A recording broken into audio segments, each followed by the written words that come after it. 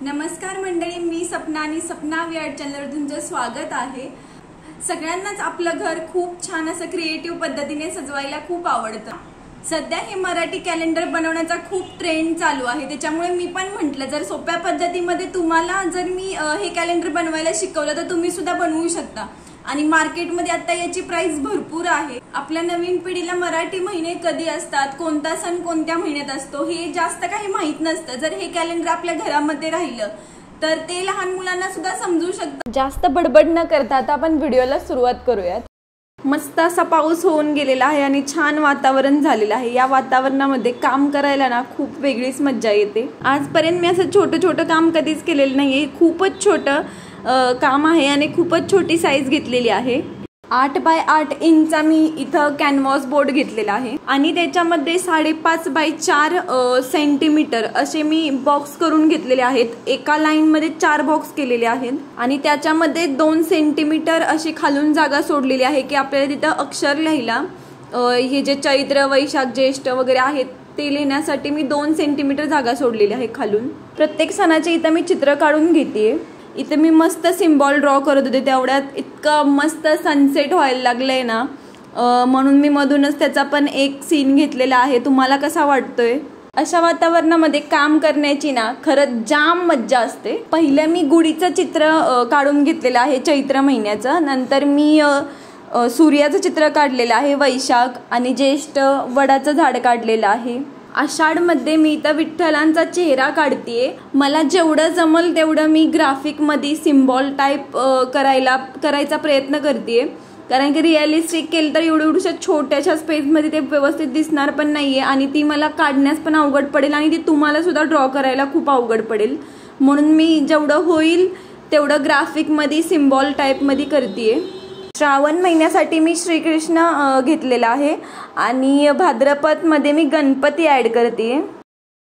मी जसं ड्रॉ करते तसं तुम्हाला ड्रॉ करायची गरज नाहीये। जर तुम्हाला असं वाटलं की मला इथं वेगळा सिम्बॉल टाकायचे किंवा वेगळी डिझाईन करायची तर तुम्ही ती डिझाईन करू शकता। अश्विन महिन्यात मी दुर्गा देवीचा जो मुखवटा आहे तो मी ड्रॉ करते आणि आपट्याची पानं। कार्तिक महिन्यात मी दिवाळीसाठी जो सिम्बॉल असेल तो दिवा ऍड केलेला आहे। मार्गशीर्ष महिन्यासाठी मी कमळ घेतलेला आहे। सगळंच ड्रॉ केलेलं मी तुम्हाला दाखवत नाहीये, थोडा व्हिडिओ फास्ट केलेला आहे, कारण जर हे सगळं दाखवायला लागलं तर खूप वेळ जाईल त्याच्यामध्ये, म्हणून मी तुम्हाला पटपट फास्ट असं दाखवते। पौष महिन्यासाठी मी इथं पतंग ड्रॉ करते। माघ महिन्यासाठी मी शिवलिंग ऍड करते, त्रिशूळ आणि वरती एक चंद्रकोर ही ऍड केलेली आहे। फाल्गुन महिन्यासाठी मी इथं वेगवेगळ्या रंगाचा फ्लो दाखवलेला आहे। सगळ्या महिन्यांची चित्र काढून झालेली आहेत, तुम्ही बघू शकता। आता तुम्हाला याच्यामध्ये काय ऍड करायचंय, काय काढून टाकायचंय हे तुमच्या मनावर आहे, तुम्हाला जसं करायचंय तसं तुम्ही करू शकताय। इथं दाखवल्याप्रमाणे मी जी 2 सेंटीमीटर जागा सोडली होती अक्षर लिहायला ती आता मी यूज करते। वरती मी अर्धा सेंटीमीटर आणि खालच्या साईडला अर्धा सेंटीमीटर आणि मध्ये 1 सेंटीमीटर अशी जागा यूज करते आणि जिथं 1 सेंटीमीटर आहे त्याच्यामध्ये मी अक्षर लेखन करते। इथं काय मी एकदम भारीतलं अक्षरलेखन नाही करत, साधं सिंपल आपलं जी मला येते पटकन असं ते मी टाकलेलं आहे। इथं ट्रेस वगैरे काही केलेलं नाहीये किंवा काही बाहेरचे टूल्स वगैरे यूज केलेले नाहीये, सरळ पेन्सिल आणि ब्रशने मी हे सगळं करणार आहे। मंडळी, तुम्हाला हे जर खूपच अवघड वाटत असेल तर तुम्ही या अक्षरांची प्रिंट मारून आणा आणि ती खाली चिटकवून द्या। किती सोपं आहे ना। हे सगळं ड्रॉ करून झालेलं आहे, आता आपण कलर करण्याकडे वळूयात।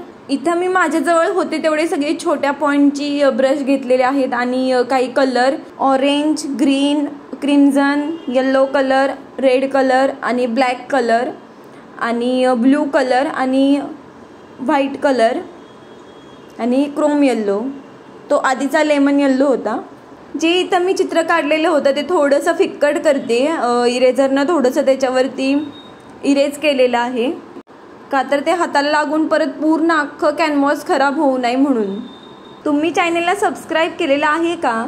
जर नसेल केलं तर आत्ता सबस्क्राईब करा आणि बेल आयकॉन प्रेस करा, म्हणजे तुम्हाला असेच नवनवीन व्हिडिओ बघायला मिळतील. आणि व्हिडिओ आवडला असेल तर लाईक करायला अजिबात विसरू नका. कमेंट करून सुद्धा नक्की सांगा व्हिडिओ कसा झालाय, तुम्हाला आवडला का आणि याच्यामध्ये काय अजून बदल केला पाहिजे आणि नेक्स्ट व्हिडिओ मी कोणत्या विषयावर घेऊन आलं पाहिजे, म्हणजे मलाही समजेल की तुम्हाला व्हिडिओ बघायला आवडतात. व्हिडिओ करायला मी एवढं कष्ट घेत असते, तुम्हाला फक्त एक लाईक तर करायची असते आणि सबस्क्राईब करायला फक्त एक बेल आयकॉन तर प्रेस करायचा असतो, ते पण तुम्ही करत नाही राव. चला तर मग पटपट सबस्क्राईब, लाईक, कमेंट, शेअर सगळं करून टाका आणि मी ही पटपट कलरिंग करून घेते.